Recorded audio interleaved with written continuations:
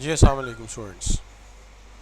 I hope कि आप सब बच्चे खैरियत से होंगे और खूब पढ़ाई कर रहे होंगे। जो पेपर आपके करीब हैं तो most of students are working very hard, I know very well. And you see मसला ये है कि हमारा जो ये पेपर है ये इतना कोई क्रैमिंग या रेटोलॉजी का काम नहीं। इस पेपर में आपको जस्ट ये करना है कि कॉन्सेप्ट्स को अंडरस्टैंड कर लेना है। लिखना तो आपने है नहीं वहाँ जाके, आपने सिर्फ ये काम करना है कि इन कॉन्सेप्ट्स को ब्रीफ कर देना। ठीक है। चैप्टर 5 के हवाले से मैं ये कहूँगा कि जितने टॉपिक्स मैंने कराए हैं सिर्फ उनको कवर कीजिए, इंशाल्लाह आपका पेपर अच्छा हो जाएगा।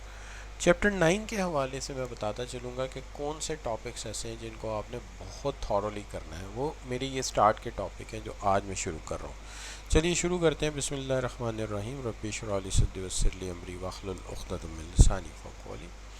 देखिए, सबसे पहली बात तो ये है कि fundamental of work place digital communication हम स्टार्ट कर रहे हैं, जिसके अंदर हमने सबसे पहले बिल्डिंग ब्लॉक्स ऑफ इंटरनेट को पढ़ना है, फिर हमने देखना है वेब होस्टिंग कैसे होती है, और फिर हमने बात करना है की कंसिडरेशन ऑन वेब होस्टिंग क्या है और टाइप्स ऑफ वेब होस्टिंग क्या है। तो वील डन इट। पहली बात तो ये कि building blocks of internet basically क्या चीज़ है।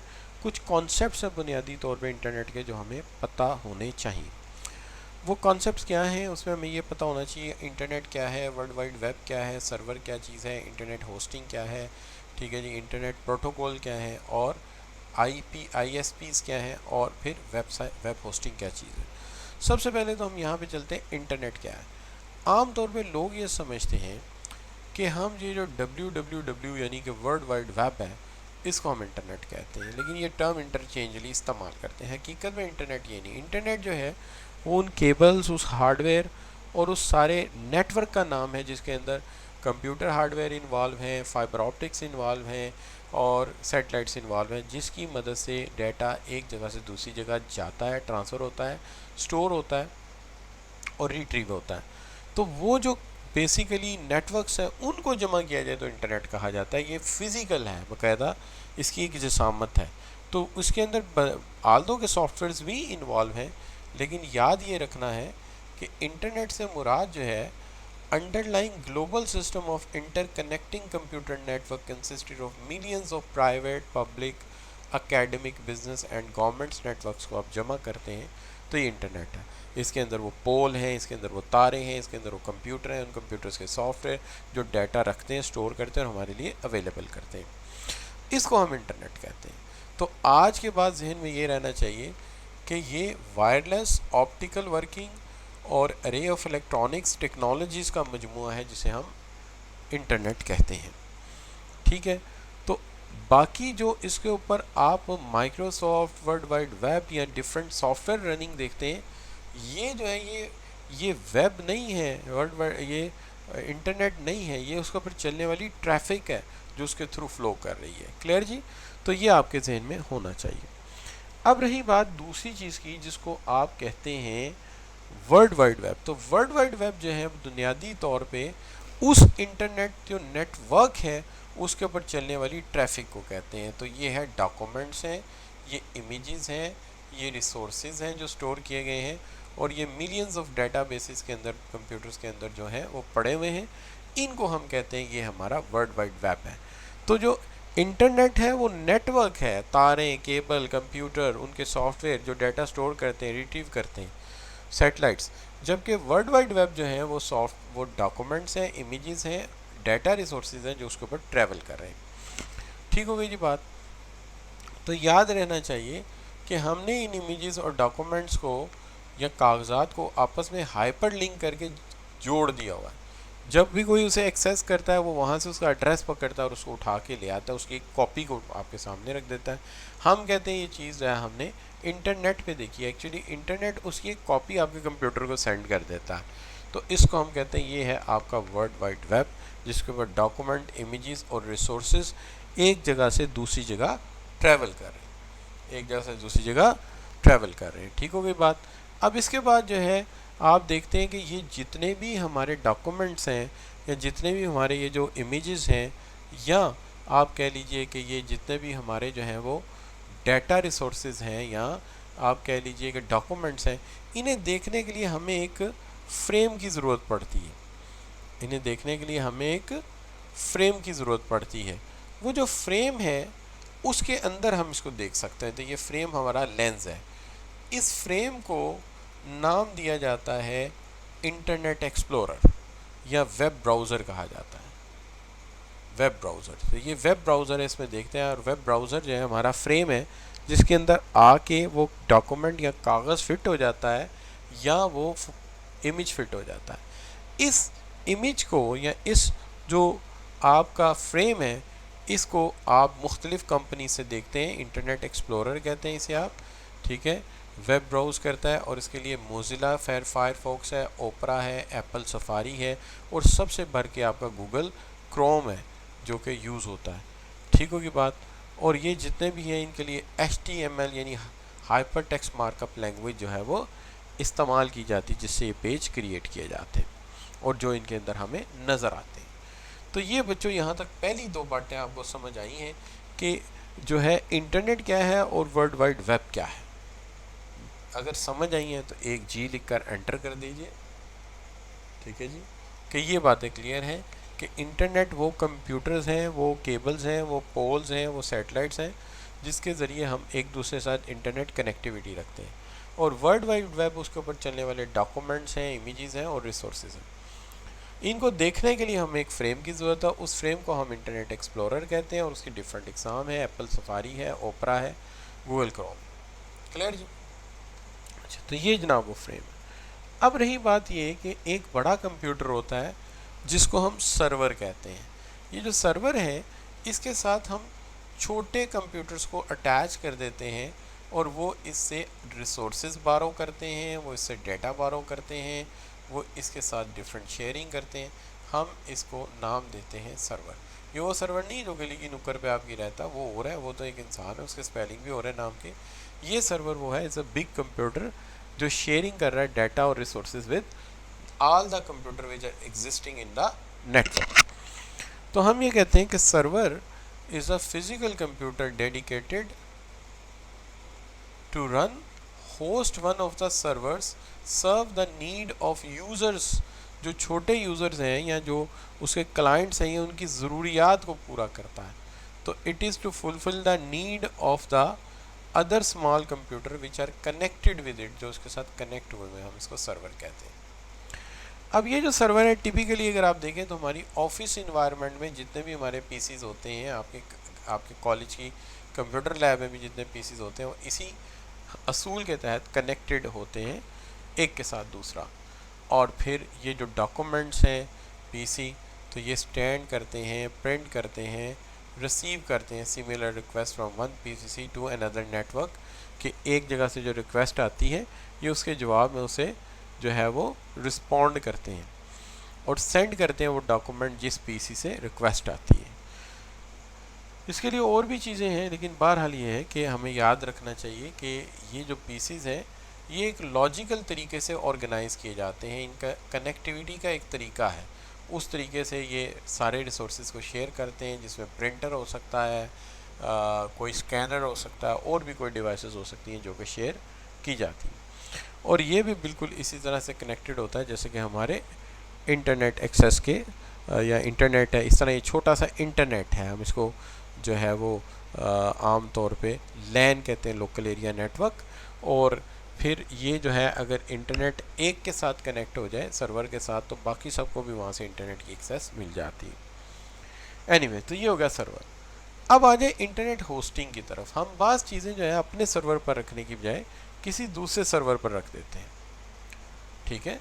बजाय इसके कि अपने पर रखें उस पर रख देते हैं, फिर उसकी एक्सेस हर वक्त हो सकती है। जैसे हमारा ईमेल होस्ट है, तो ईमेल होस्ट क्या है, हमारा एक सर्वर है जिस पर आपने अकाउंट बनाया तो आपको एक जगह मिल गई, मैंने अकाउंट बनाया मुझे एक जगह मिल गई, ठीक है। किसी और ने बनाया उसको सर्वर में जगह मिल गई। तो जो चीज़ हम लिखते हैं वो उस पर सेव हो जाती है। जब उसे सेंड कहते हैं तो जिसके नाम से होता है वो एक कॉपी आपके पास रहने देता है, दूसरी कॉपी उसकी जो स्पेस है उसके अंदर रिसीव की डायरेक्टरी में रख देता जाके, और इस तरह हमारी ईमेल वहाँ चली जाती है। हमें लगता यही है कि हमारी जो ईमेल है वो बिल्कुल एक ट्रेडिशनल ईमेल की तरह एक डाकिया जो है लेटर्स की शक्ल में एक जगह से दूसरी जगह लेके घूम रहा होता है, लेकिन ऐसा नहीं होता। हकीकत में एक सर्वर पे हमें एक स्पॉट मिल जाता है, वहाँ हमारी डायरेक्टरी होती है, उसके अंदर सब डायरेक्टरी होती है, इसमें रिसीविंग की, सेंड की, गारबेज की, डिफरेंट किस्म की डायरेक्टरीज होती हैं। तो जब हम किसी को सेंड करते हैं तो हमारा सेंड की डायरेक्टरी में सेव हो जाता है, उसके रिसीव की डायरेक्टरी में सेव हो जाता है जाके। तो वो ये समझता है कि ये ईमेल हमें मिली है। तो ये है आपका ईमेल सर्वर। और ये इसके दो बड़े इकसाम हैं जो हम डील कर रहे हैं आजकल के दौर में। उसमें एक आपका हॉटमेल है और एक जीमेल है, बहुत ज़्यादा यूज़ होता है। ठीक है जी। तो इस तरह के ये जो है हमारे इंटरनेट होते हैं। और फिर इसके बाद जो है हम मल्टीपल मल्टीप्लेयर यूजेस में वीडियो गेम शेयर करते हैं फिज़िकल कंप्यूटर से, और रिसोर्सेज कई मांग लेते हैं तो सर्वर हमें प्रोवाइड करता है, जैसे कि वीडियो गेम सर्वर है, ठीक है ना। तो उसमें वीडियो गेम स्टोर हुई हैं, हम वहीं से वीडियो गेम का एक एप्लीकेशन डाउनलोड कर लेते हैं, बाकी उधर से कनेक्टिविटी से हमें मिलता रहता है और हम गेम खेल लेते हैं। ठीक है जी।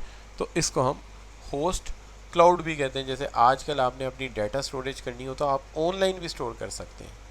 ठीक है, जैसे अभी हमारा जो लेक्चर है वो क्लाउड पे सेव हो रहा है। क्लाउड का मतलब क्या है कि हमारा जो डाटा है वो बजाय हमारी हार्ड डिस्क के एक सर्वर की हार्ड डिस्क पे जाके सेव हो रहा है। और जब ये सेव हो जाएगा तो मुझे ज़रूरत नहीं पड़ेगी कि मैं CFE को अपना लेक्चर सेंड करूं। मैं अपना लेक्चर अलग से अपनी डिवाइस पे रिकॉर्ड कर रहा होता हूं, उनको ये लेक्चर उनके क्लाउड पे अंदर जाके सेव हो जाता है, वो वहाँ से इसको डाउनलोड करके आपके लिए अपलोड कर देते हैं। ठीक होगी जी बात। तो ये है हमारा इंटरनेट होस्टिंग। अब बात आ गई किस चीज़ की जी, वह IP एड्रेस की। देखिए, अगर आपके घर का कोई एड्रेस ही ना हो, बल्कि किसी भी घर का कोई एड्रेस ना हो, या सब घरों का एक जैसा एड्रेस हो, तो किसी का मैसेज किसी के पास भी नहीं पहुंच सकेगा, यानी कोई ख़त भी सही लेटर सही जगह पे नहीं पहुंचेगा। इसलिए हर कंप्यूटर को एक यूनिक कोड दिया जाता है। ये जो यूनिक कोड होता है ये हर कंप्यूटर का, हर मोबाइल का एक से दूसरे का मुख्तलिफ होता है। इसको एक प्रोटोकॉल के तहत एक कंपनी आईडी दिया जाता है, एक कंट्री आईडी दिया जाता है, एक मैन्युफैक्चरिंग सीरियल नंबर लगा के जब दिया जाता है तो चांस नहीं है कि एक दो डिवाइसेस को एक नंबर मिल जाए। हर एक का नंबर दूसरे से मुख्तलिफ होता है और इस नंबर की बुनियाद पे इंटरनेट के ऊपर कम्युनिकेशन होती है। ठीक है जी। इससे ये सेम नहीं होता और ये सॉफ्टवेयर प्रोड्यूस नहीं करता, ये हार्ड कोडेड होता है और ये चेंज नहीं होता। इसको हम कहते हैं ये हमारा IP address of the device है। इसी की बुनियाद पे आप देखिए कि जब किसी का मोबाइल स्नैच हो जाता है तो हम उसका नंबर तो चेंज कर सकते हैं, लेकिन IP एड्रेस की बुनियाद पे ही हम उसे ब्लॉक कर देते हैं, तो ब्लॉक भी हो सकता है। क्लियर बच्चों। तो ये हो गया हमारा IP एड्रेस का मामला।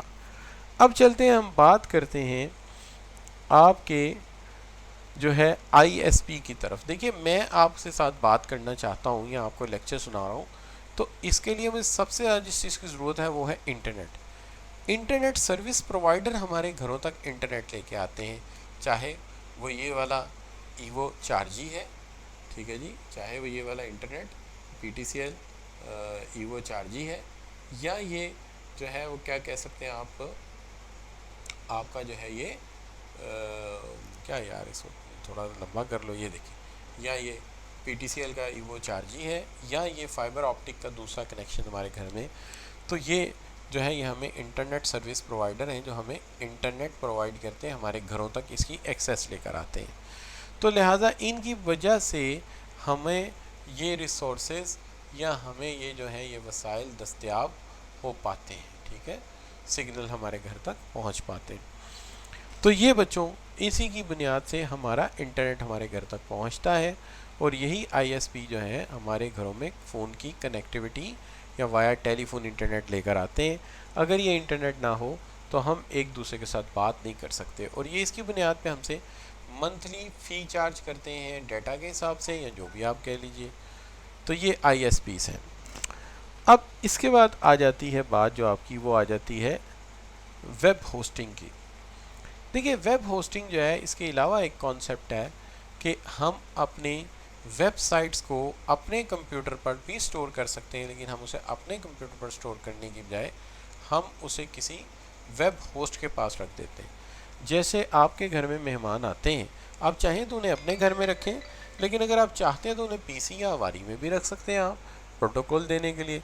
तो ऐसा भी हो जाता है कि बाज़ औक़ात हम दूसरे को ये जो है ऑफ़र कर देते हैं। तो ये जो बच्चों है ये है IP address pointing to specific physical computer, कि ये आईपी एड्रेस एक होता है जिसके ऊपर फिज़िकल कंप्यूटर जो है उसको होस्ट कर देता है। जैसे कि आप ये कह लीजिए sony.com, तो ये उसका क्या है, ये उसका यूनिक आइडेंटिफाइड डोमेन नेम है, इसका यूनिक आइडेंटिफाइड डोमेन नेम है। और वो जो है उसकी बुनियाद पे जो भी बंदा इंटरनेट एक्सप्लोरर में sony.com लिखेगा उसको उसके पेजेस अवेलेबल हो जाएंगे। हम उसको कहेंगे उसकी वेबसाइट है, हम क्या कहेंगे इसकी वेबसाइट है, हालांकि कि उसके पेजेस हैं जिसके ऊपर को पिक्चर वगैरह लगी हों, ठीक है ना। तो मल्टीपल वेबसाइट होस्ट कर सकता है एक वेब सर्वर। जाहिर है वेब सर्वर एक बड़ा सर्वर होता है, तो एट ए टाइम एक की बजाय एक से ज़्यादा वेबसाइट्स को रख सकता है। अब आप ये पूछ सकते हैं कि इसकी क्या ज़रूरत है कि हम वेबसाइट होस्ट के पास रखें, अपने सर्वर में रख लें। रख लीजिए अपने सर्वर में, बिल्कुल रखी जा सकती है, एक्सेस भी हो सकती है, लेकिन आपको अपने सर्वर को मुसलसल एक पावर सप्लाई देनी होगी और उसके साथ साथ कोई स्टाफ रखना पड़ेगा जो उसकी मेंटेनेंस कर सके। यकीनी तौर पर ये काम आपके लिए एक मुश्किल काम होगा, इसलिए बेटर ये होगा कि आप अपने लैपटॉप पर इसे होस्ट करने की बजाय आप इसे किसी वेब होस्ट के पास होस्ट कर दें, ताकि वो इसकी केयर भी करे, पावर सप्लाई भी दे, और ये साल के 365 दिन, हफ्ते के 7 दिन और दिन के 24 घंटे अवेलेबल हो सके। तो ये इसका हमें फ़ायदा है, इसलिए हम अपने पास होस्ट करने की बजाय इसे जो है वेब होस्ट को भेज देते हैं। ठीक है जी। हाँ, ये है कि आप ये ज़रूर करते हैं कि आप ट्रैफ़िक को ज़रूर देखते हैं कि इसकी कितनी ट्रैफ़िक होगी। तो microsoft.com या apple.com ज़ाहिर है उनकी ट्रैफ़िक ज़्यादा है, तो उन्हें ये देखना पड़ता है कि हमें किस तरह से इसे लेके चलना है। बहरहाल तो ये देखना पड़ता है कि हर वेबसाइट की ट्रैफ़िक डिफरेंट होगी, ठीक है। जैसे CFE की ट्रैफ़िक थोड़ी कम होगी, पंजाब की ट्रैफ़िक ज़्यादा होगी, तो ये फ़र्क होगा। तो this is what we can say कि वेब होस्टिंग क्या होती है। अब यहाँ तक अगर बात समझ आई है तो फिर जी लिखकर एंटर कर दीजिए, तो हम ये समझेंगे कि आपको ये एस्पेक्ट जो है ये समझ आ गया है। क्लियर बच्चों?